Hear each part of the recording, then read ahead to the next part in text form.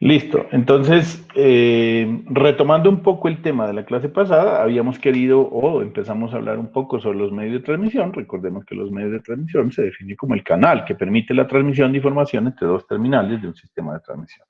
Es decir, si usted tiene un sistema de transmisión duplex, duplex significa que se comunica en los dos sentidos, usted tiene unos transceiver, que significa un transmisor y receptor al tiempo, necesita ese equipo, un transceiver necesita un medio para poder recibir o transmitir lo que el otro transceiver lo tiene. ¿Sí? Ese es el medio de transmisión. Por ejemplo, hablemos de varios ejemplos. Una emisora es digamos, no es half duplex ni full duplex. Es simplemente el transmisor transmite y el receptor recibe y no hay más. O sea, no es comunicación bidireccional, solamente es en un solo sentido. En este caso,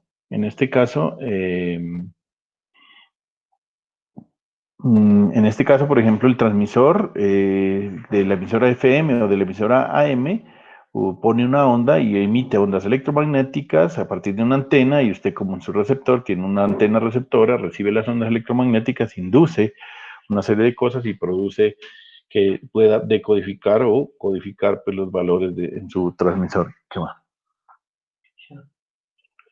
Espera un segundito.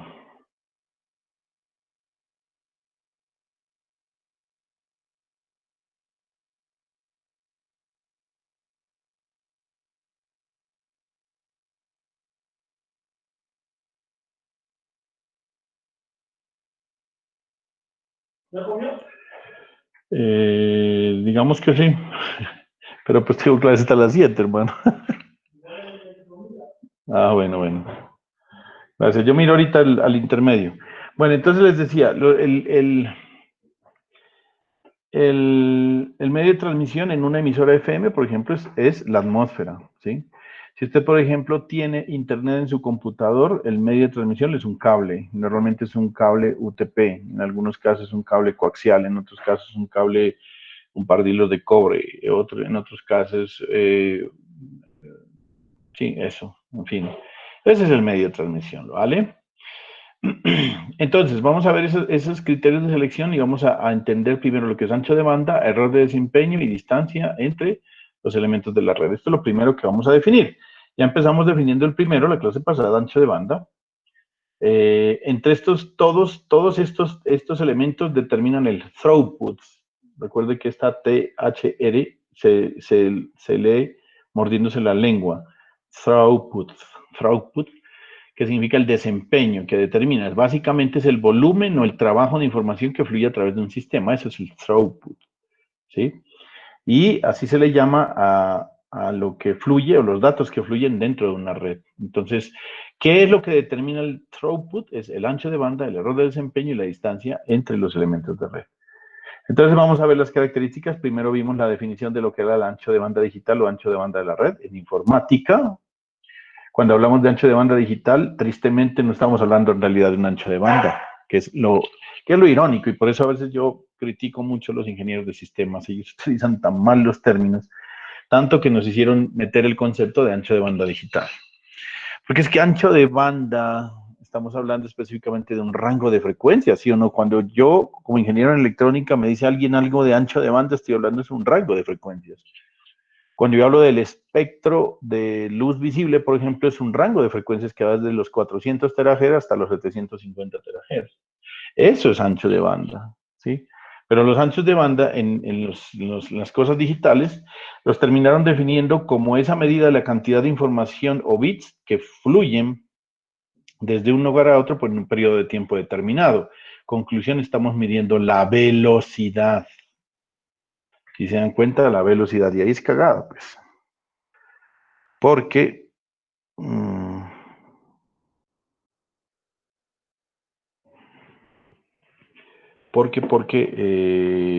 espérate un momentico. Sí, hermanito, sí, de hecho, pues ya está programada una cirugía para eso y lo que pasa es que es un poco delicada, pero no pasa nada, eso es con una cirugía ya se arregla de por vida ese problema. Bueno, entonces les decía, la cantidad de tiempo. Puede ser disponible o consumido. Es que esto es lo chistoso, ¿no? Por ejemplo, usted le dice a alguien, es trascimante, vamos a hablarlo así, un proveedor de servicio de Internet, le dice a usted que usted le va a dar un ancho de banda, por ejemplo, que el que yo tengo en este momento, hasta hace unos días era de 30 megabits por segundo. Pero ese es el ancho de banda disponible o el consumido.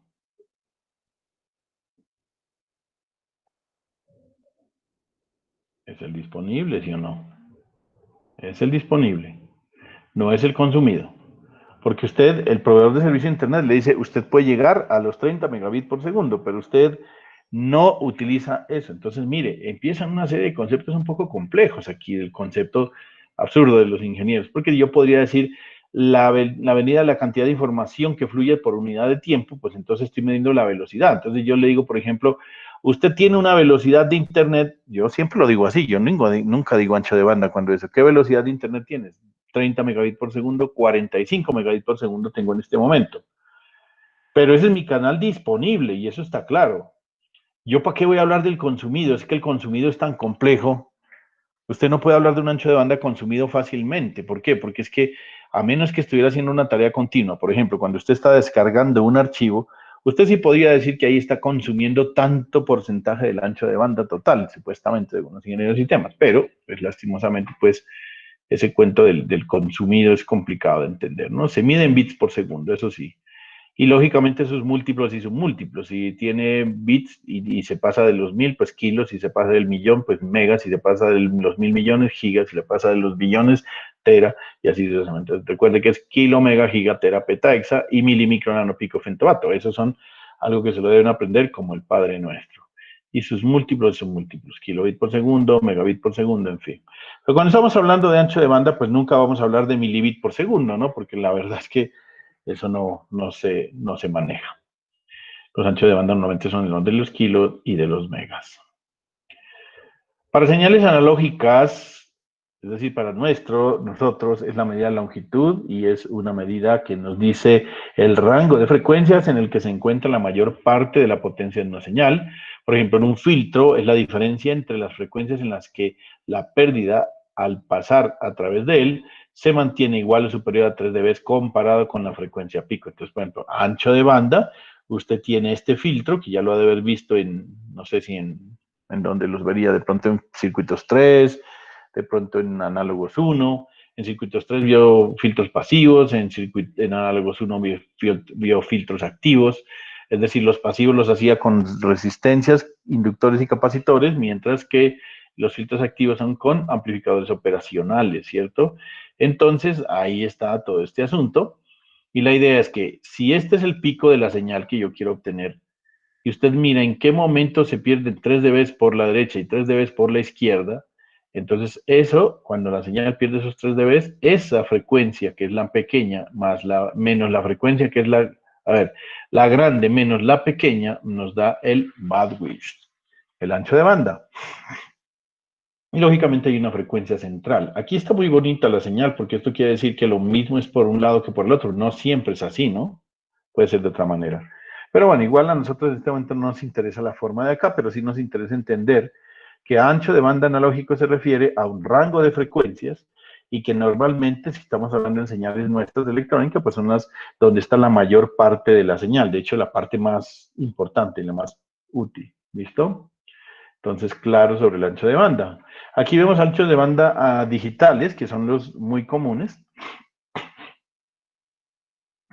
Lo que necesita, por ejemplo, un canal de televisión digital son 3 megabits por segundo, si es un monocanal estándar, pero si es de alta definición necesita 10 megabits por segundo. Si el canal de televisión son adicionales y dos canales adicionales de alta definición, pues son 20. Y así sucesivamente. Mire que los anchos de banda requeridos digitales son muy bajos para la domótica y otras aplicaciones, ¿no? Porque usted, por ejemplo, no necesita tanto enviar tanta información al tiempo con los sensores de presencia, con las alarmas, con bueno, ese tipo de cosas no necesita tanta velocidad. La voz IP tampoco necesita tanto. La videoconferencia, alguna manera sí, 1 megabit por segundo.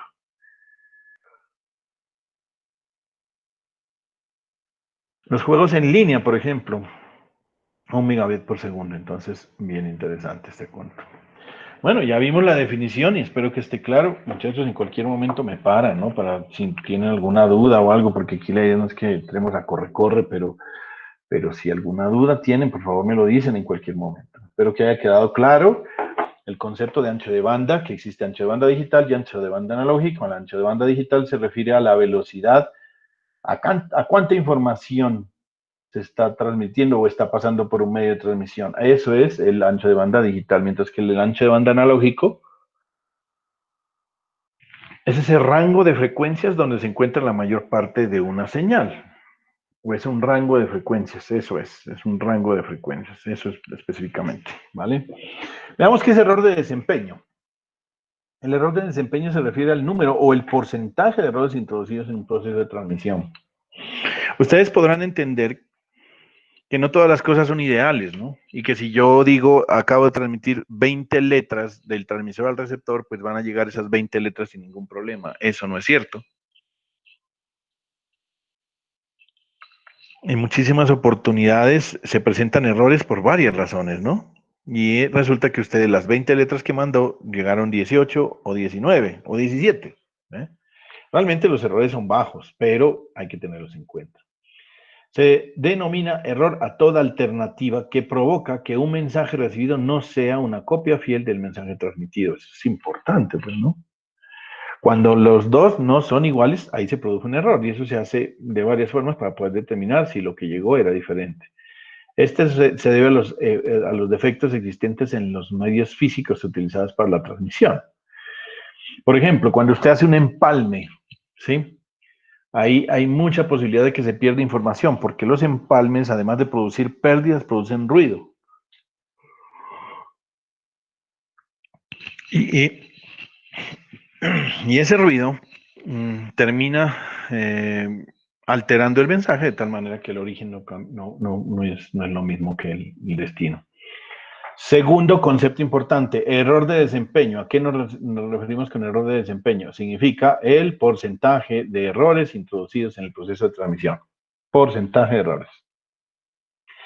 Y el último de las características de transmisión para poder entender la distancia entre los elementos de la red. ¿A qué nos referimos con eso? A que tan separado espectralmente están los dispositivos sobre un único enlace. Es decir, hace referencia a la separación espacial entre los dispositivos sobre un único enlace.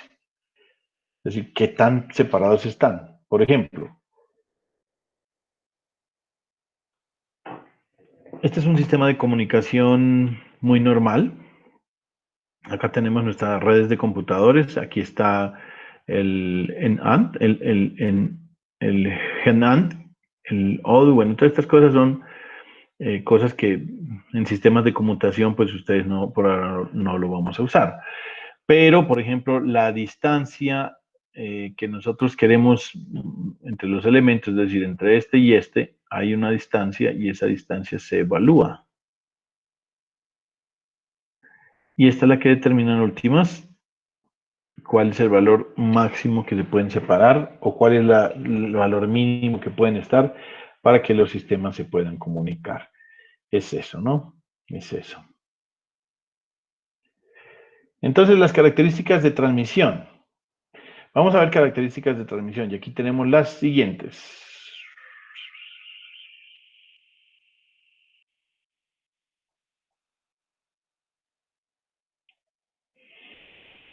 Veamos este ejemplo.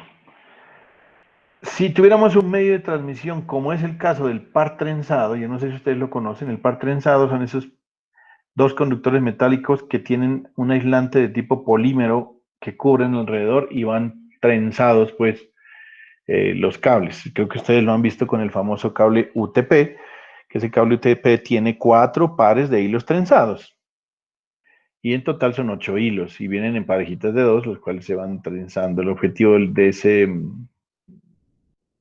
de esa del par trenzado. El objetivo de trenzar es eliminar el campo magnético que producen los dos hilos y adicionalmente a eso, bueno, más que todo eso, ¿no? La razón de datos total, eso quiere referirse como al ancho de banda, al ancho de banda digital, casi que es este, ¿no? Entonces puede decir que el par de hilos trenzado maneja una máxima velocidad de 4 megabits por segundo.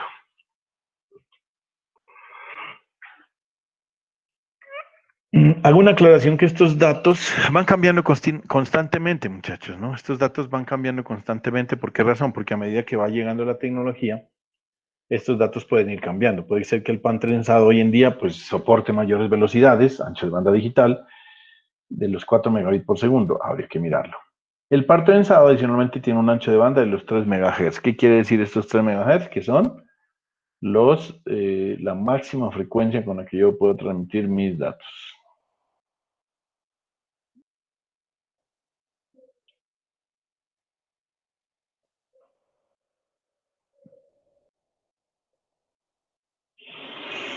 Bueno, en el caso del cable coaxial tenemos, miren la diferencia, ¿m? Es más de 125 veces, si no estoy mal aquí. Más de 125 veces, sí, a ver, yo no he hecho esa operación. Sí, exactamente 125 veces. Es 125 veces más rápido el cable coaxial que el pan trenzado. Mira, aquí lo veo.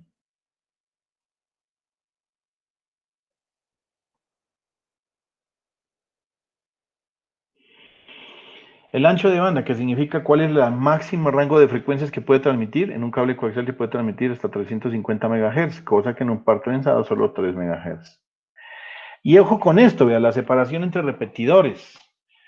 Es decir, yo puedo enviar una información por un par trenzado máximo hasta 10 kilómetros. De ahí en adelante la información se pierde. En un cable coaxial máximo 10 kilómetros. De ahí en adelante se pierde. Y finalmente, mire la fibra óptica. A pesar de que es la mejor, no significa que es la única. Esta puede hacerlo entre 10 a 100 kilómetros y no hay nada que lo detenga.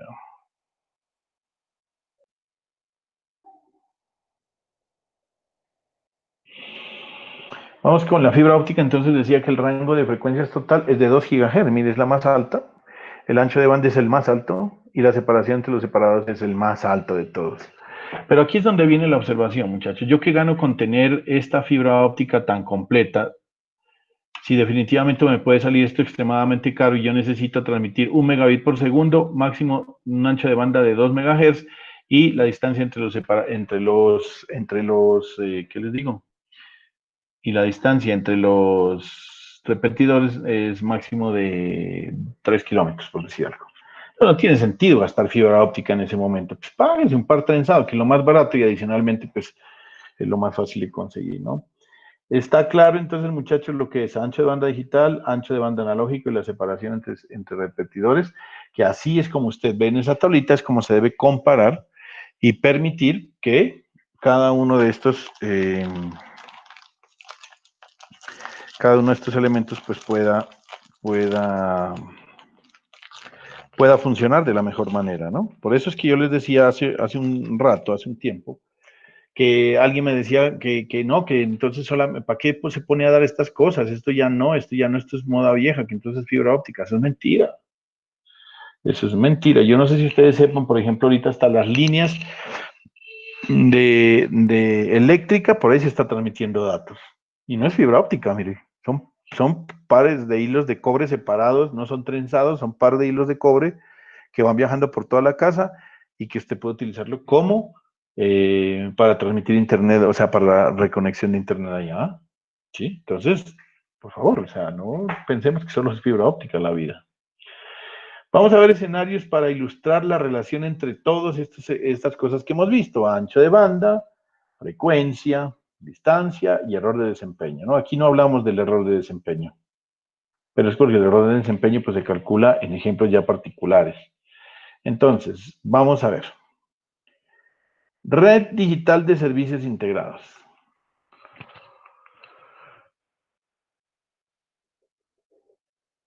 Esta, esta red digital de servicios integrados que se llama RedSI era una red que tenía, en primer lugar, utilizaba un ancho de banda de 144 kilobits por segundo. En segundo lugar, utilizaba una frecuencia máxima de 40 kilohertz. En tercer lugar, la distancia entre los nodos, 6 kilómetros, 60 kilómetros, y el error de desempeño no necesita repetidores. El sistema digital, red digital de servicios integrados se empezó a manejar por allá en los años 1600, dijo, no, mentira, 1800, 1980, por ahí, perdón, ¿sí? 1990. Eh, estos sistemas estaban muy bien fundamentados y entonces no necesitaba repetidores y por eso no habían errores de desempeño, porque eran muy precisos. Esta red digital de servicios integrados era de la más precisa, de lo más seria, de lo más bacano que había, pero es un sistema extremadamente lento, como se dan cuenta. Mire. Si usted va a trabajar a 144 kilobits por segundo, hoy en día eso no le sirve para nada, pues. ¿Sí o no? Muy lento. Vamos con las centrales telefónicas, los call centers. Ellos hablaban de los circuitos o de enlaces T1. Los enlaces T1 manejaban o se utilizaban para designar circuitos digitales de voz. Utilizaban un ancho de banda de 1.544 megabits por segundo, mire. Ahí ya tenía más impresión. Bueno, ¿qué otra cosa? La frecuencia más o menos que se trabajaba era del rango de los 0.75 MHz y el error de desempeño usaba un repetidor cada 20 kilómetros para evitar la atenuación. Eso lo hacíamos con los circuitos T1. Son ejemplos muy particulares, ¿no? La red digital de servicios integrados era esto, integrar todos los servicios, telefonía, televisión, telefax o telégrafo y computador para los datos. Desventajas de los sistemas de radio. Estos aquí no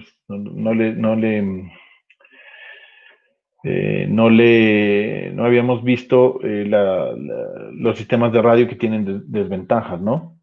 ¿Por qué me refiero? Porque es que aquí hasta ahora hemos hablado de sistemas de cable, ¿no? Miren, hemos hablado de sistemas de cable, no hemos hablado de los radioenlaces. Miren, las desventajas en los sistemas de radio, hablamos que están limitados en términos de ancho de banda, ¿sí? Por muchas razones. Sensibilidad a la calidad de la atmósfera entre el transmisor y el receptor. Y es que esto sí que es bien complejo, muchachos. A veces uno no se da cuenta y resulta que yo no sé si alguno de ustedes de pronto tuvo acceso a DirecTV. DirecTV fue de los primeros que uno decía miércoles aquí con ellos. Yo hace televisión de alta definición, la vengo viendo desde hace unos 12 años, 12 años más o menos. Y de ahí no me volvió a cambiar nunca más. Y el único que daba HD era DirecTV, no había más nadie. Hoy en día pues ya lo da Claro y Movistar.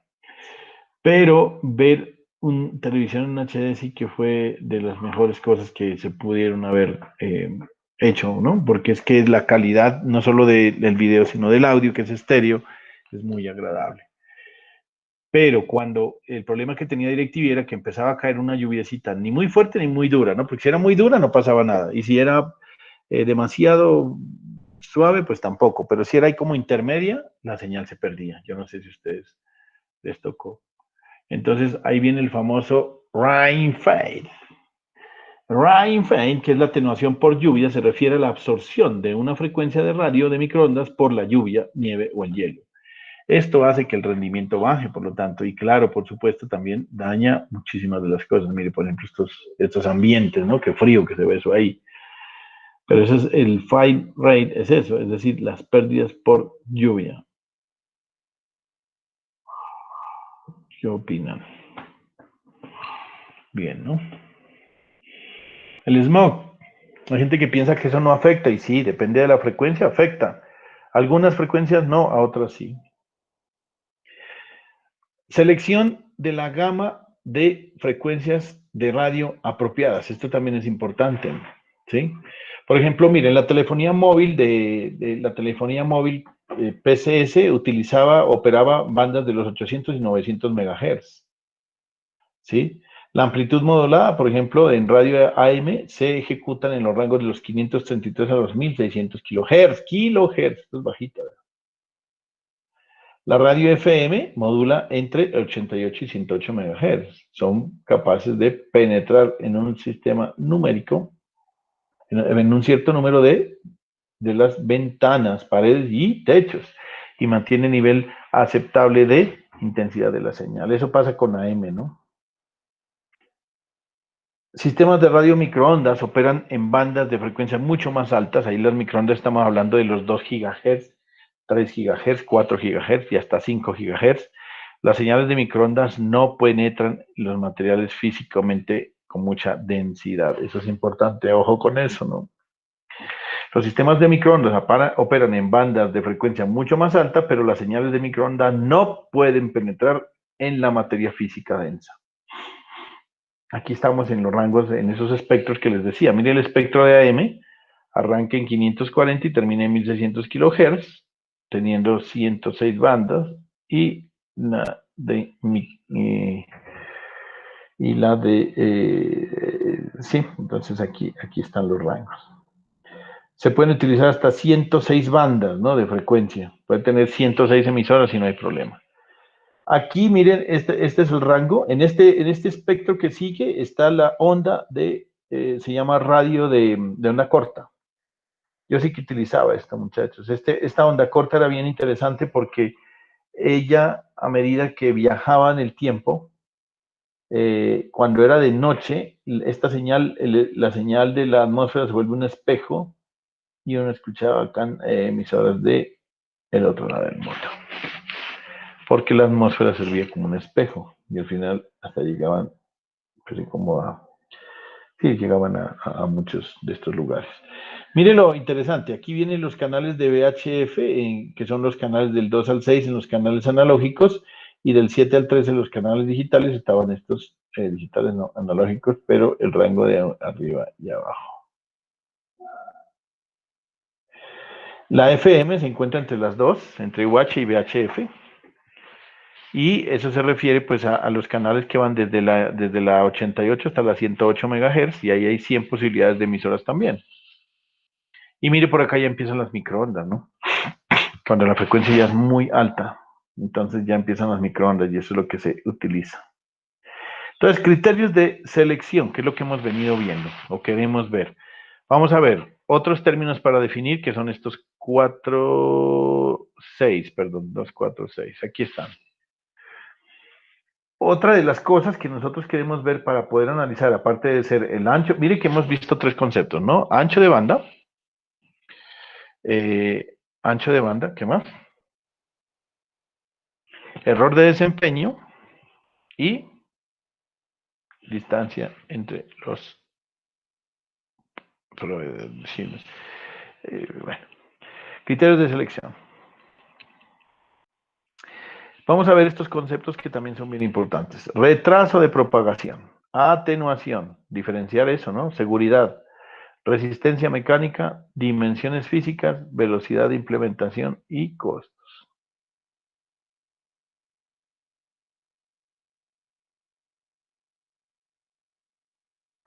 Vamos a definirlos. ¿Qué es el retraso de propagación? El retraso de propagación se refiere a la cantidad de tiempo que requiere para que una señal viaje desde el transmisor hasta el receptor a través de su sistema de transmisión. ¿Qué quiere decir? Yo tengo aquí mi transmisor, yo tengo aquí mi receptor, y el retraso de propagación es cuántos, o sea, yo se supone que estoy transmitiendo ya, pero resulta que esta señal se demora un tiempo en llegar en el transmisor. Y esto sí que lo vemos en las señales de vía satélite, ¿no? Porque las señales vía satélite, la señal no viaja así, la señal viaja de esta manera. O sea, ella viene, se va al satélite, imagínense el salto del satélite y del satélite baja hasta acá. Cuando hacemos esto, pues miren el viaje, cómo es de largo, tanto yendo y viniendo hasta allá arriba, y hasta bueno, que nos haya permitido hacerlo. Bueno, entonces lo que uno hace es, eh, a ver, espérame un segundo, que me escribe.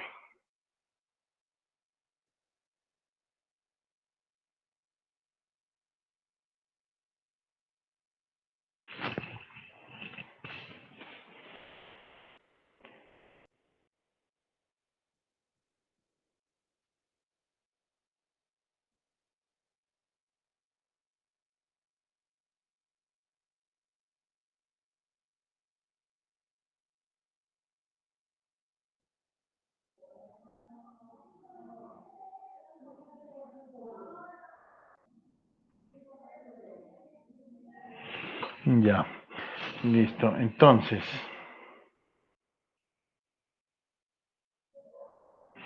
Vamos a por ello, dice. Entonces, sí está claro, muchachos, miren, esto ustedes lo ven, por ejemplo, en televisión. Ustedes se han dado cuenta que a veces llegan alguien y está haciendo transmisiones vía satélite, que eso viaja muchísimos kilómetros, por supuesto. Entonces, esa señal se demora mucho. Entonces, llega a decir, sí, que vamos a hacer el cambio al señor que está transmitiendo desde España, pero no es que esté transmitiendo desde España, sino que está haciendo una transmisión vía satélite, entonces hace un pedazo muy largo. Y cuando dice, le hace la pregunta, se espera un tiempo, y no es cualquier tiempo, ¿no? A veces el tiempo es desesperante. ¿Por qué razón? Porque no saben cómo llenar ese espacio ahí, ¿no? Son a veces 2, 3 segundos, 4 segundos que son desesperantes. A veces piensa uno que no lo ha escuchado. Uno le dice, bueno, ¿cómo va la Vuelta a España? Entonces, dice, no, la Vuelta a España va bien, va mal o algo así. Entonces, se ve esos casos. Que me escribía por aquí. Sí, claro. Yo dije minutos, no, segundos, ¿no? Sí, claro. Sí, hay algunos ponen música inclusive, no sé si se han dado cuenta, cuando van a decir, vamos a hacer el cambio con no sé qué, y sí, señor, ¿qué tal cosa? Son bastantes los segundos que pasa. ¿Por qué el retraso de propagación? Por esa distancia tan grande que tiene que viajar la onda y eso hace esa situación. Entonces, claro que es concepto de retraso de propagación, se refiere a esa cantidad de tiempo que la señal se demora en ir del transmisor al receptor. Factores que influyen en ese retraso, ¿ustedes cuál creen? Pues aquí están algunos de ellos. La distancia, por supuesto, es la más importante. Entre más lejos esté el transmisor del receptor, pues lógicamente mayor va a ser el tiempo. La densidad del medio es indiscutible. Entre más denso sea el medio, pues más difícil va a ser moverse los electrones o moverse las ondas electromagnéticas por ahí. Entonces, por ejemplo, si usted, digamos, hace transmisión de ondas al aire libre, es decir, entre los transmisores de un sistema de microondas, ahí se le va todo. Mientras que, por ejemplo, si usted trata de transmitir eso por el agua, como alguna vez creo que ustedes me decían acá, no sé si fue aquí o en otro lado, el agua, por ejemplo, ¿sí? El agua es un sistema más denso, entonces las ondas viajan a menor velocidad. La longitud total del circuito afecta directamente la cantidad de tiempo que tarda para la señal llegar hacia el receptor, ¿no? Entonces, clarito lo que es retraso de propagación. Vámonos con velocidad de propagación de la señal de acuerdo con el medio. Esto es bien importante. Una cosa es el retraso y otra cosa es la velocidad con la que vayamos a determinar. ¿Y cómo hacemos para determinarlo? Veamos algunos ejemplos. Las señales ondas electromagnéticos o las señales en el vacío se mueven aproximadamente a la velocidad de la luz, 300.000 kilómetros por segundo. En el aire, pero hablamos del aire puro, ¿no? Vamos a hablar del aire normal, pues el aire normal es un poco diferente. 299.890, prácticamente la velocidad de la luz, 99.97 velocidad de la luz. En los cables de cobre, las ondas pueden viajar a 180.000 o 240.000 kilómetros por segundo. Eso significa entre el 60 y el 80% de la velocidad de la luz. Miren el agua cómo viaja a 276 kilómetros por segundo y con un porcentaje de la velocidad de la luz más o menos del orden del 75% en el agua, ¿no? En el teflón a 210, que da como el 70, en la fibra óptica 205, a 68, bueno. Y el último son los polímeros, que eso sí ya depende. Esto es un ejemplo, ¿no? Retraso de propagación también. El retraso de propagación también depende del número de elementos o dispositivos en la red que afectan el nivel de retraso, ya que cada dispositivo, por un ejemplo, un amplificador, un receptor, un multiplexor, un conmutador, un enrutador, actúa sobre la señal para llevar a cabo un cierto proceso y cada uno de esos procesos, pues, aumentan el tiempo de transmisión. Es que alguien puede decir, no, es que aquí estamos utilizando tantos megahertz, pero a la casa no pueden llegar esa cantidad. ¿Por qué razón? Pues porque instantáneamente no llega. ¿Por qué? Porque hay que viajar hasta un lado y ahí se repite y hace un poco de cosas. Entonces, eso es la situación. Sigamos hablando con el retraso de propagación. Mire, cuando estamos hablando de señales satelitales sí que es francamente complicado porque viaja muchos kilómetros. Mire, como las señales de radio deben viajar aproximadamente 36.000 kilómetros, mire, hasta el satélite y la misma distancia de vuelta, estamos hablando de 36.672, 2 por 6, 72.000 kilómetros, distancia larguísima. Entonces se encuentran retrasos aproximadamente de 250 a 270 milisegundos, pero aquí nuevamente estamos hablando de señales puras. Pero cuando yo empiezo a enviar un mensaje, un dato, un video, una cosa, esto va incrementándose radicalmente.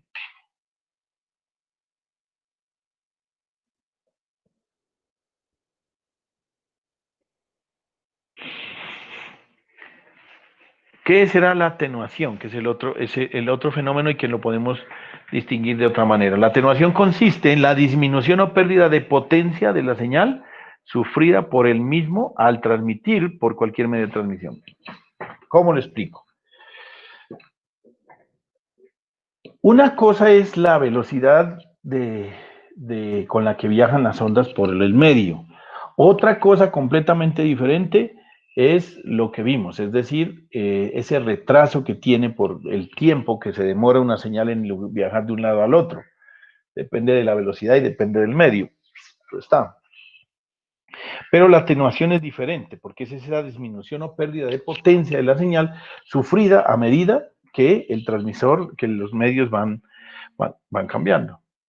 ¿Listo? Entonces, eso es, deme un segundito que tengo una llamada.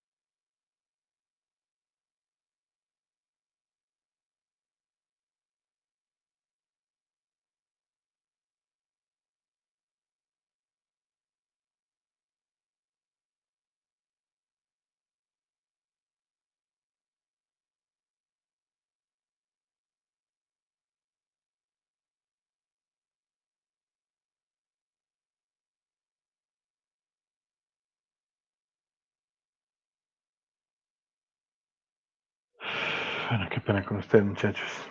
Intervenciones acá que nos faltan. Bueno, entonces les decía que la atenuación es ese error que mete o esas pérdidas que pone, digamos, el medio de transmisión y disminuye la potencia. Yo creo que esto nos ha ocurrido a más de uno. Gracias, Daniel. No, eso le ha ocurrido a más de uno que, por ejemplo, si usted tratara de enviar la señal de un micrófono por cable y el cable es demasiado largo, al final del asunto, pues la señal ya se le va perdiendo, se le va disminuyendo como el volumen, esa es la potencia, ¿no? Pues lógicamente. Eso hablo de una señal de audio. Si quieren hablar de una señal, digamos, de una señal de comunicaciones, entonces hablemos, por ejemplo, de, no sé, de unos datos enviados por un computador. Entonces resulta que esos datos que envía el computador son datos que, digamos, él tiene un uno lógico y ese uno lógico, recuerden que son 5 voltios en señales TTL. Pero resulta que usted lo está enviando por un cable, pero el cable es demasiado largo y resulta que al otro lado le aparecen 4 voltios o 3.7 voltios o 3.8 y grave, pues porque se puede confundir con un número indeterminado. Entonces, ojo con eso, muchachos, pues para tener cuidado con el cuento de la atenuación, que es algo que muy frecuentemente, pues, que muy rápido ocurre en esto, ¿no? Depende del tipo de medio que se está usando, ¿no? La distancia entre el transmisor y el receptor y la velocidad de transmisión, por supuesto, ¿no? Eh, Verán, hay unas señales que si yo les disminuyo la velocidad se atenúa menos. Eso puede ocurrir, claro que está, ¿no? Eso puede ocurrir. ¿Por qué razón? Porque...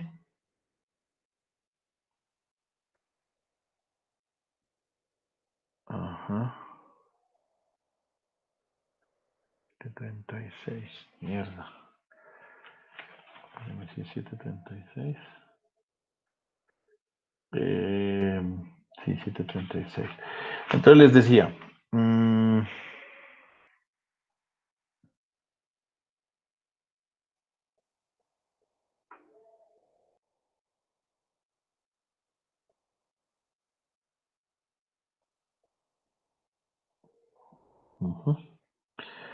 listo. Entonces les decía, el, el, si usted quiere transmitir a mayor velocidad, a veces cuando se aumenta la velocidad, la atenuación también aumenta. Por supuesto, la distancia es obvio que sí, ¿no? Eso es obvio, como dirían ustedes los pelados de hoy en día, obvio que sí que es obvio. ¿Sí? Pues entre más larga sea la distancia, pues lógicamente digámoslo de alguna manera, ustedes pueden entender que a pesar de que los elementos conductores tienen baja resistencia, tienen una resistencia. Esa resistencia es intrínseca al medio, es propia del medio. ¿Por qué? Porque está hecho de un material conductor que a pesar de que sea conductor, tiene una resistencia baja, pero tiene una resistencia baja que debe considerarse. ¿Cuándo se debe considerar? Cuando esa distancia es considerable, por ejemplo. ¿Cuándo se debe considerar? Cuando la distancia es importante. Por ejemplo, si yo quisiera hacer una transmisión de aquí a Cartagena, estoy hablando de línea de vista de unos no sé cuántos kilómetros habrán, pero yo ahí ya es considerable la distancia y por lo tanto ya debo entender que allí la resistencia es importante. Entonces, por ejemplo, usted le dicen, digamos, un cable por cada kilómetro le aumenta un ohmio, ¿sí? Digamos, usted cada kilómetro le aumenta un ohmio por kilómetro, digamos, que tiene un cable, pero resulta que el cable suyo tiene 1000 kilómetros, 1000 kilómetros, y por cada kilómetro le está dando un kilo ohmio. Eso ya es una resistencia muy importante, ya es una resistencia muy a tener en cuenta. Un kilo ohmio es un valor muy elevado de resistencia. Y eso hace que la señal por esa resistencia pues se disipe en forma de calor, se irradie todo este tipo de cosas y la señal llegue disminuida. La señal de video por cable, esa es muy común, ¿no? Que hay que utilizar repetidores. Es decir, utilizar repetidores significa señales que reciban una señal, la traten de eliminar el ruido y la amplifiquen. Hablemos de otro parámetro, ya vamos con el tercer parámetro. El primero fue el retraso en la propagación, el segundo fue olvidé. El segundo fue el de la velocidad, ¿verdad? Sí, la velocidad, perdón, sí, tiene razón, la velocidad. El cuarto está la atenuación. Y el quinto está, ahorita pues vamos a ver lo que es la seguridad. ¿Qué significa el cuento de la seguridad? Pues obviamente, muchachos, que usted debe tener cuidado con qué tipo de información está enviando y por dónde, de tal manera que ningún intruso vaya a permitirle a usted que lo chusen. Eso diría con todo el respeto, y si algún oribista está presente, no es mi objetivo defenderlo, pero eso es lo que hicieron con el señor Álvaro Uribe. Al señor lo chuzaron porque estaba utilizando medios no seguros, donde no había seguridad, donde violaron la seguridad del sistema y le hicieron escuchas, bueno, no sé si legales o ilegales, a mí eso ya no es de nuestra materia eso, pero eso es parte de la seguridad. Se refiere a la protección de los datos frente a intrusos. Se refiere a con qué facilidad puede un dispositivo no autorizado interceptar una comunicación. Por ejemplo, eso es muy frecuente que usted, digamos, bueno, no necesariamente tiene que robarse los datos, ¿no? Es decir, robarse los datos me refiero a que usted quiera escuchar lo que estén oyendo, lo que estén hablando, perdón, una conversación. No puede que a usted no le importe, pero usted sí ha intentado en una época determinada robar señal de red inalámbrica, Wi-Fi que le dicen. Y entonces llega y piratea y busca cómo hace y bueno, en fin, y entonces le pega a la señal del vecino. Yo creo que eso lo ha hecho más de uno, ¿sí?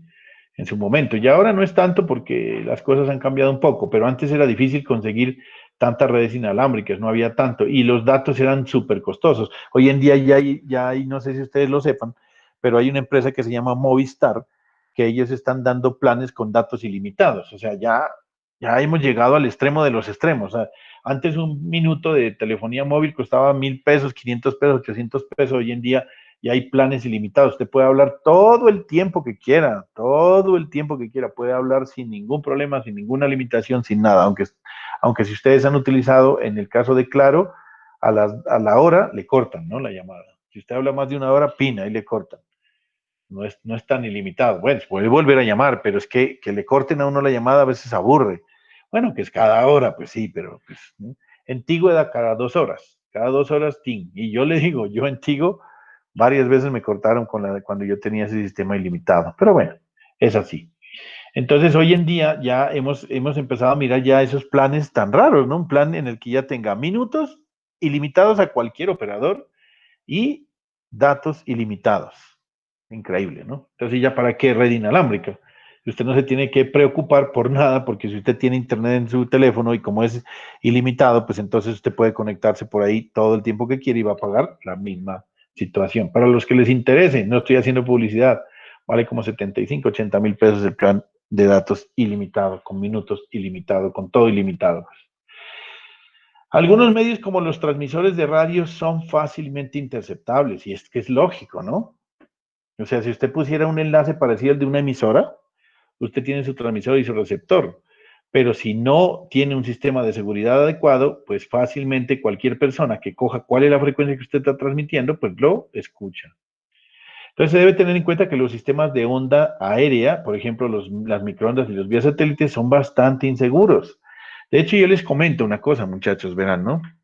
Yo durante mucho tiempo en mi casa de soltero, cuando era soltero y feliz, no, mentira, ahorita soy felizmente casado, pues. Pero cuando era soltero, me ofrecieron un sistema en el cual yo compraba un decodificador, dos antenas y no me acuerdo qué más era. Creo que la inversión inicial era de 300.000 pesos, si no estoy mal. Pero, ¿qué tenía? Tenía todos los canales abiertos, todos, todos. Y estamos viendo de todos, te digo yo, de todos los que ustedes ven normales, más otros canales que no se ven ahí, más los canales premium, por ejemplo, HBO, HBO más, HBO Plus, Fox Premium, todos esos canales. Inclusive también, si algunos conocen, Hot, Red Hot, o yo no me acuerdo con Playboy, bueno, todos esos canales de Fornique también. Y los veía uno en televisión estándar y en alta definición. Solo tenía que pagar 300.000 pesos y yo estuve funcionando con eso más de unos 2 años más o menos, con ese sistema y me funcionaba bastante bien. ¿Qué es lo que hice? Pues piratear. Eso es lo que hacía, piratear. Era, yo no lo voy a negar, un poco incómodo porque a veces se bloqueaba, ¿no? Y entonces tocaba llamar al técnico a decirle, y a veces el técnico al principio, las primeras visitas eran gratis, después ya no. Entonces yo dije, nah, me cansé y me aburrí de ese decodificado. Dije, no, mejor ya dejemos eso ahí quieto y paguemos mensualmente. Pues, aunque es costoso, no lo voy a hablar, pero pues ahí, bueno, era lo que se tenía. Bueno.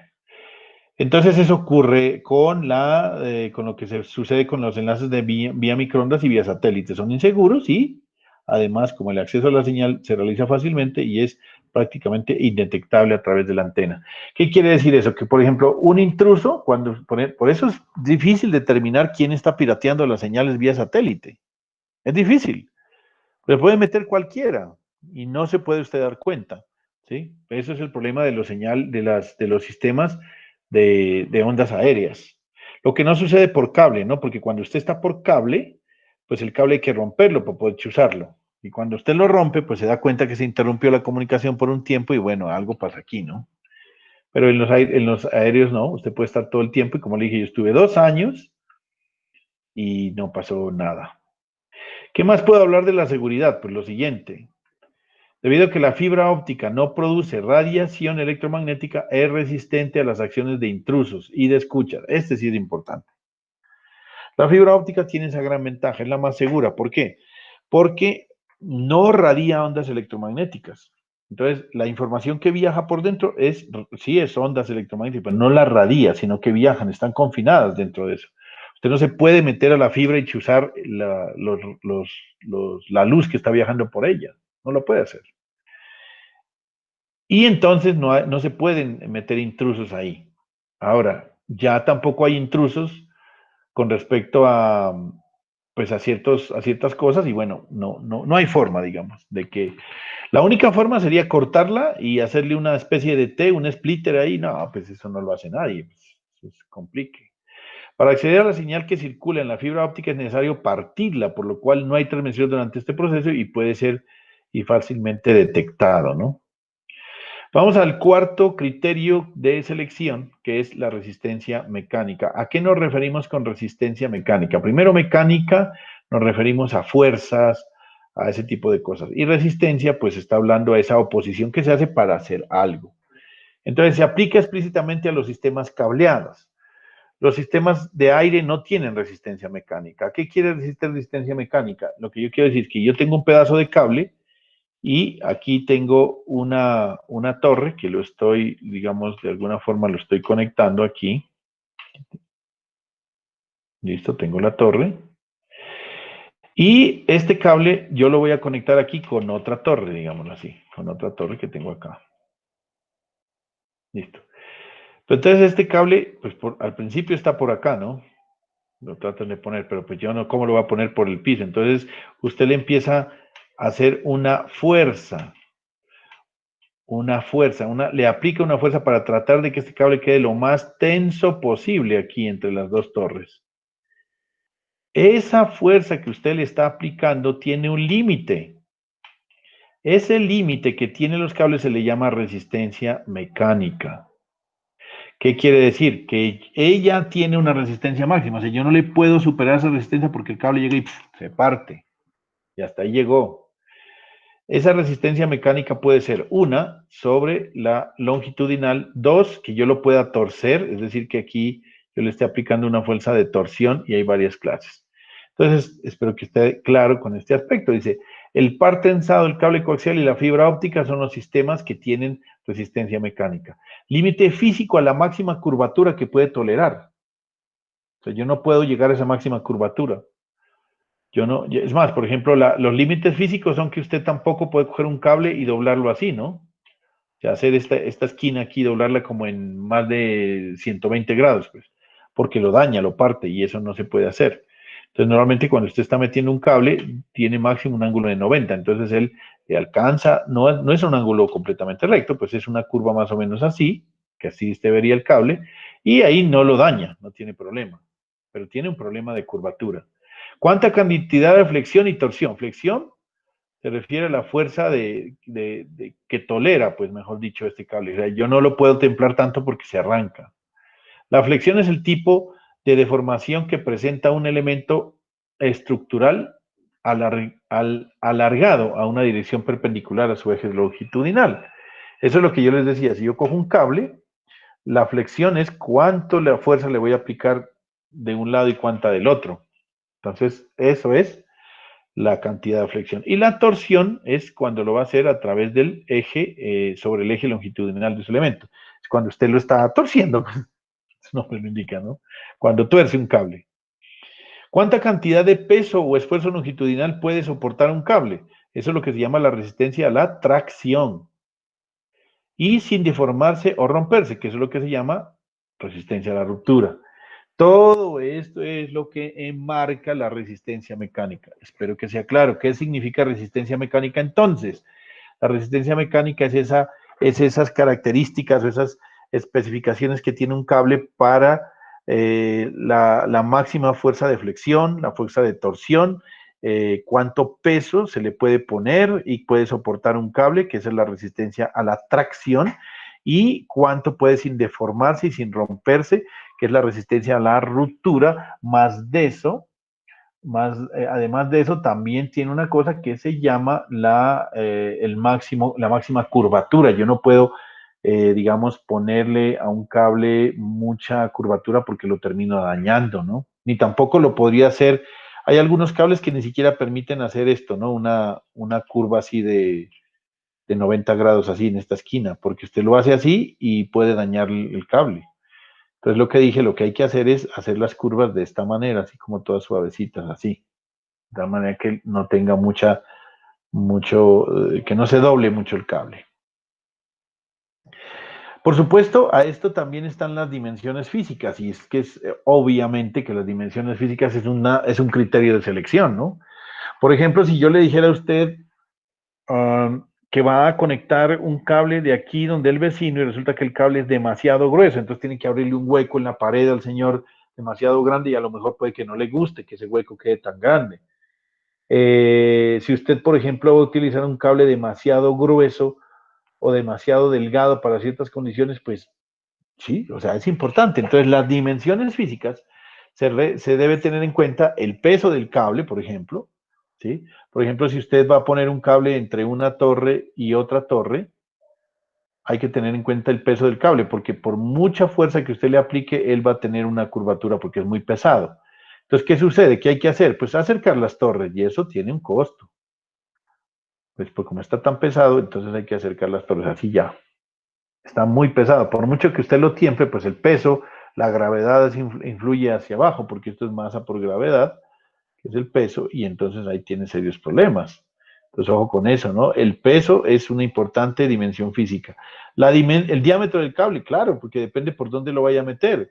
El tamaño y el peso de una antena parabólica, por ejemplo, y el sistema de montaje, por ejemplo, y el soporte y la torre, puede determinar el apoyo, sobre todo en lugares que la experiencia, en lugares que la experiencia de los, experiencia, sobre todo en lugares que la experiencia de los fuertes vientos, experimenta, debe ser, fuertes vientos. Listo, aquí está mal esta experiencia, se experimenta. Entonces, cuando hay mucho viento, por ejemplo, una antena también se puede caer. Entonces, ojo con eso, también tiene que tener en cuenta el tamaño, el peso, la estructura en donde la va a montar, dónde van a ser los apoyos. Normalmente, por ejemplo, miren, en antenas de FM, las antenas de FM son relativamente pequeñas, ¿no? Entonces hay que poner una torre en estilo celosía, que es una torre triangular, digámoslo de alguna manera. Aquí se ponen las antenas, son unas antenas hot direccionales, y esto, yo dije ahorita estaba haciendo un montaje de esto, nos tocó montar una estructura de 30 metros, señores. Esto es mucho. Entonces lo que hay que poner son unos vientos que se llaman, ¿no? Estos vientos por acá. Se soportan con vientos, es decir, unos cables que se tensan, esto acá se mete sobre la tierra con una cosa bien fuerte para que el viento no la vaya a tumbar. Hay que mirar dónde viene el viento y todo eso es un gallo. Esta instalación de estos sistemas es bien complejo, no es cosa fácil. Pero bueno, nosotros no estamos para instalar antenas, nosotros estamos para hacer el cálculo, como somos ingenieros. ¿Requiere de soporte para la instalación? Claro que requiere de soporte para la instalación, por supuesto. Entonces, Lo que les decía, pues habría que mirar si normalmente ese tipo de estructuras se montan y toca hacer una losa. Una losa es un poco de cemento ahí, una estructura, y hay que mirar qué tan gruesa va a ser y sí, qué tanto hierro y todo eso para poder montar aquí la antena. ¿Listo? Entonces todo eso es bien importante. Velocidad de implementación, vaya que es otro término importante, ¿no? Por ejemplo, miren, muchachos, yo les había dicho, yo el proyecto que estaba haciendo, lástima que no me salió, y por eso pues puedo hablar de él. Cuando no me salen los proyectos, pues ya se pueden hablar, o cuando ya los ejecute también se puede hablar, pero mientras no estén definidos, es mejor no hablar de los proyectos porque puede que no les salga. Entonces, ¿qué sucede? Miren, la velocidad de implementación es importante porque cuando usted, digamos, usted le puede decir a alguien, vea, yo prefiero, y yo le soy sincero, yo también como ingeniero, yo prefiero las comunicaciones por cable porque uno va a la fija. Uno en el cable mide voltajes, mide son relación de onda estacionaria, mide CRB, bueno, mide un poco de cosas. Yo por cable mido todo.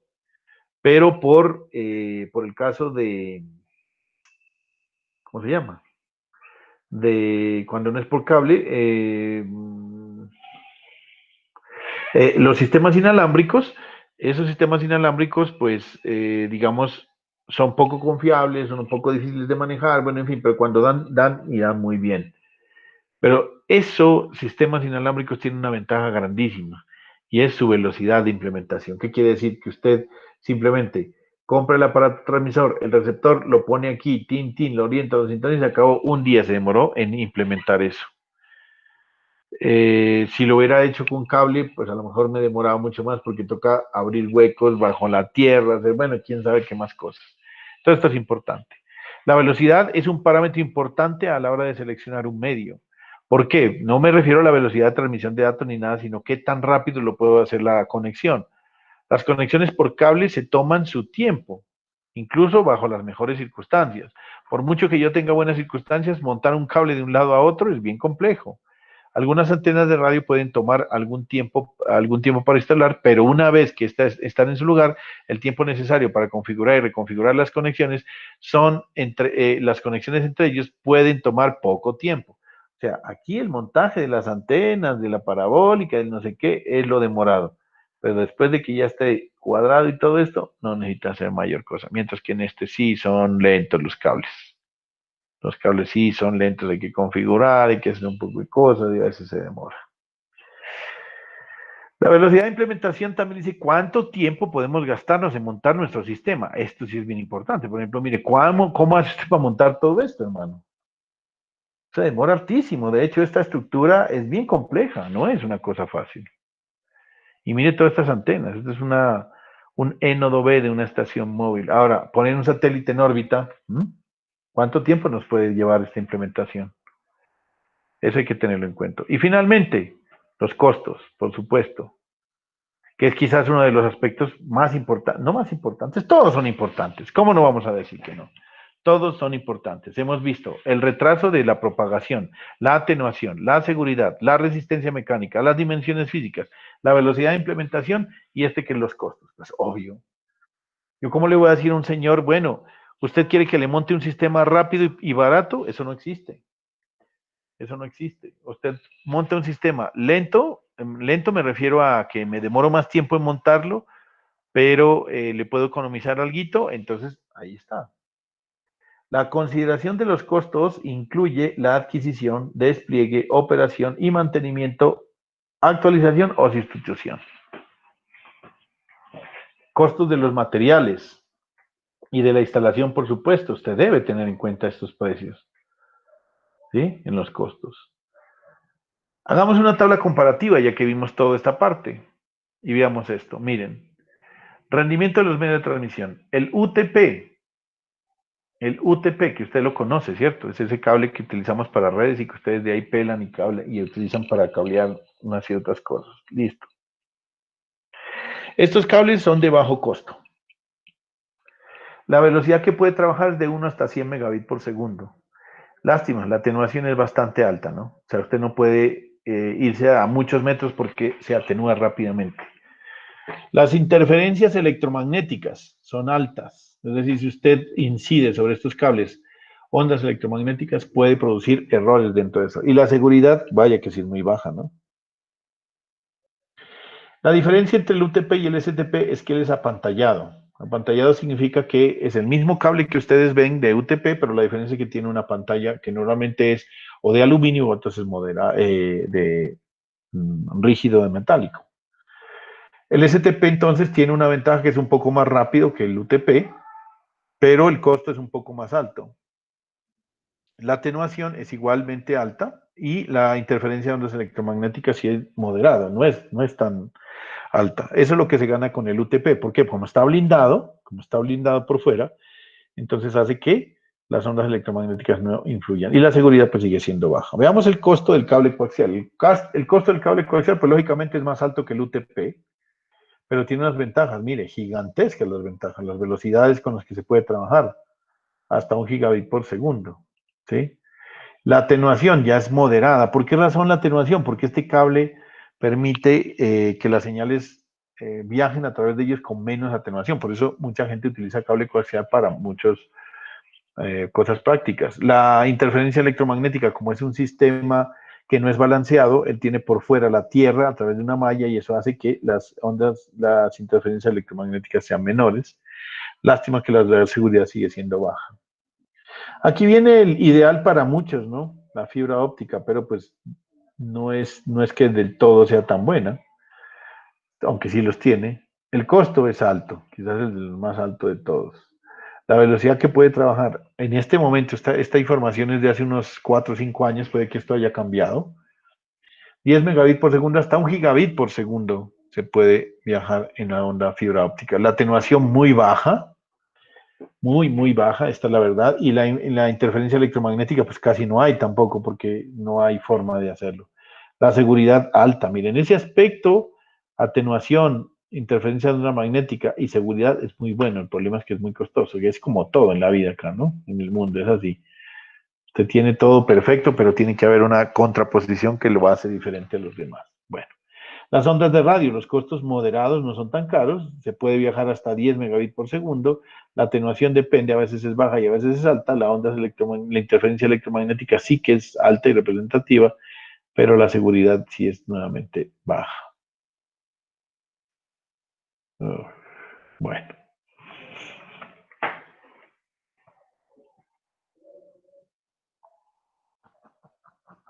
¿Qué más les puedo decir de esto?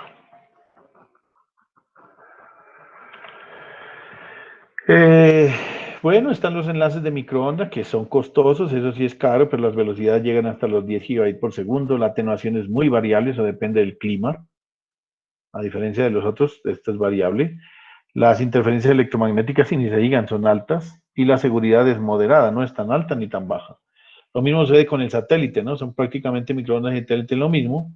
La telefonía móvil celular, pues, tiene una gran ventaja y es que maneja una atenuación muy baja, pero lo malo son las frecuencias, mire, y la interferencia electromagnética es relativamente baja, seguridad baja, eso ya lo sabe el señor este, ¿no? Bueno, ¿qué medio de transmisión escoger después de todo lo que hemos visto? Es la única manera de hacer esta tabla, costo-beneficio. ¿Qué beneficios me da? Que no sea tan costoso, porque alguien podría decir, no, metámosle fibra a todo, y no siempre es así.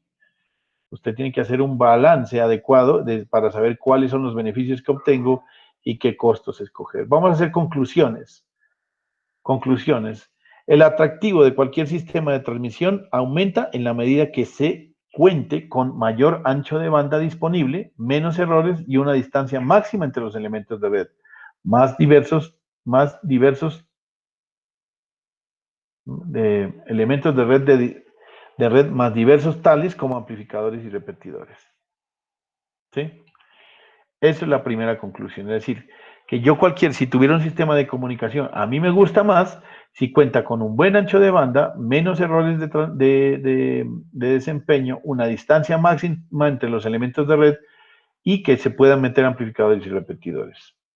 Otra, cuando se evalúa la viabilidad de un medio en particular para una aplicación específica, se debe tener en cuenta los factores como el costo, la velocidad, la seguridad y la atenuación. Eso es obvio, ¿no? Sino cómo haces. El tercero, los medios de transmisión de datos juegan un papel importante dentro del manejo de las comunicaciones, siendo ellos los determinantes de su buen o mal funcionamiento. La cuarta, por otro lado, no siempre lo más costoso es justamente lo adecuado para montar cualquier tipo de red. Se debe tener en cuenta los beneficios frente a la inversión. Eso es importante, por eso les digo, no siempre todo se soluciona con fibra, porque si fuera así, pues entonces no siempre lo más costoso es lo que más vale. Bueno, aquí tenemos una referencia, esto está tomado de la teoría de nuestro libro que vamos a tomar con mucha guía, que es la teoría del electromagnetismo de Haidt y de Bush, electromagnetismo de John Krauss, que es clave, pero un poco duro, también la edición de antenas, y este también es el libro más fácil de todos, el Transmisión de Datos y Redes de Comunicaciones de Forestan. Este también es muy bueno, pero está en inglés, que son Wiley Telecommunicaciones on Date, on Communication Handbook de septiembre del 2007. Bueno, esto ya ha salido versiones más nuevas, por supuesto, ¿no?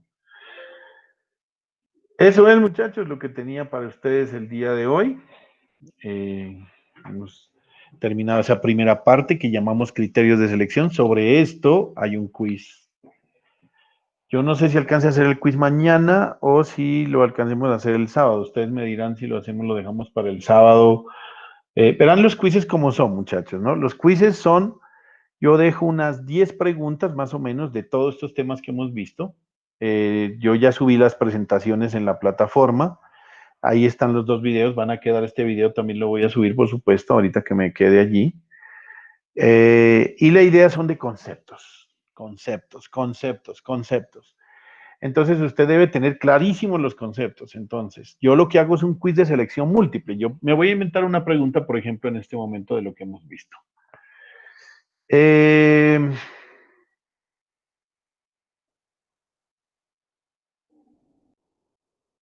A ver, ¿qué se me ocurre? Ya, listo. El ancho de banda digital, por ejemplo, se refiere al rango de frecuencias de un filtro pasabanda. ¿Verdadero o falso? Por ejemplo, a veces pregunto verdadero y falso. Entonces usted puede decir falso. Porque el ancho de banda digital se refiere a la velocidad con que se están recibiendo o enviando bits. Es cuánta información está pasando por unidad de tiempo en últimas. ¿Listo? Entonces, esa es como la clave. Yo a veces pongo falso y verdadero. Otras veces, por ejemplo, le digo, el error de desempeño se refiere a el error en un cálculo matemático. B, el porcentaje de errores que se transmiten en un sistema de comunicación. C, la distancia entre el transmisor y el receptor. D, el rango de frecuencias, el rango de frecuencias donde se encuentra la mayor parte de la señal. Listo. ¿Cuál es la respuesta? La B. Es el porcentaje de errores que se introducen en un sistema de comunicación. Ese es el error de desempeño o el error de performance, que yo escribo ahí, pero pues que se traduce error de desempeño. Así de sencillo, usted escoge la D. Entonces, ¿qué sucede? Yo le pongo 10 preguntas, o 20 preguntas, o 15 preguntas, no sé, las que me salgan. Y usted tiene que hacer, le doy máximo 1 minuto, minuto y medio por pregunta. Esto ya está medido, yo ya lo he hecho con algunas personas, ya he hecho estas pruebas, entonces es más que suficiente 2 minutos. Yo sé que Daniel y yo sé que Sebastián tienen un buen conexión a internet, porque es que a ratos me maman gaño algunos que no, que es que se me cayó el internet, que no sé qué. Hombre, por Dios, pues si se le cayó, recójalo. No es que se le fue, llámelo. No es que, no sé cómo decirlo, listo, pues simplemente no tiene acceso a internet, pero no creo que sea el caso de esto, ¿no? Entonces, yo, por ejemplo, si les pongo 10 preguntas, les doy unos 15 minutos, 20 minutos máximo, y tienen que resolverlo en ese tiempo, no hay más tiempo. Entonces usted corre con el tiempo. ¿Por qué? Porque es que si yo le doy media hora para resolver eso, usted se pone a buscar las conferencias y a mí no se trata de qué tan rápido usted es para buscar la información, sino que aprendió verdaderamente.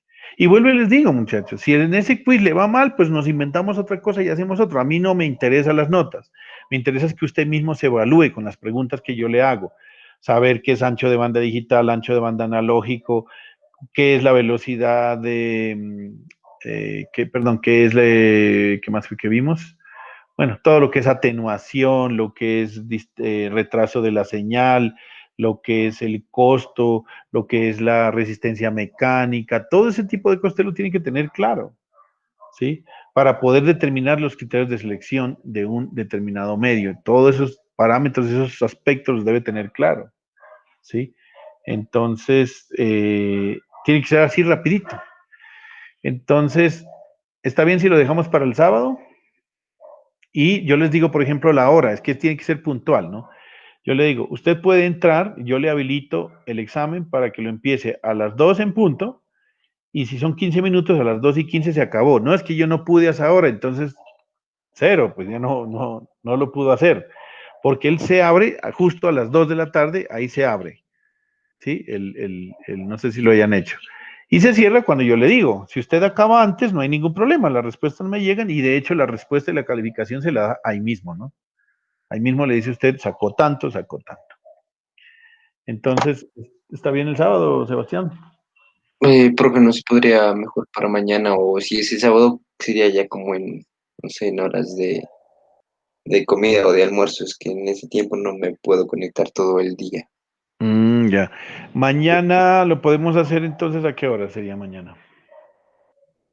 Mañana o en la semana también se podría, profe, sí podría. En la semana sí, el sábado no, es que tengo que trabajar, entonces no podría. Ya. Entonces mañana hagámosle, pues, de una vez, porque es que necesito sacar nota, ya llevamos 3 semanas y no hemos sacado ni la primera, me toca sacar la primera nota, entonces hagámosla mañana, ¿vale? No es Ah, difícil, no es sí, profe. difícil. Mañana a la hora de clase o en qué hora. Puede ser la hora de clase, o sea, apenas entremos a la clase, lo primero que tienen que hacer usted ir a la plataforma, meterse, es a las 3 de la tarde, y yo le doy esos 15 minuticos, ustedes se meten en la plataforma, terminan y seguimos en clase. ¿Qué les parece? Sí, profe, por mí no está bien. Y Daniel creo que dijo que también que sí. También, sí, listo.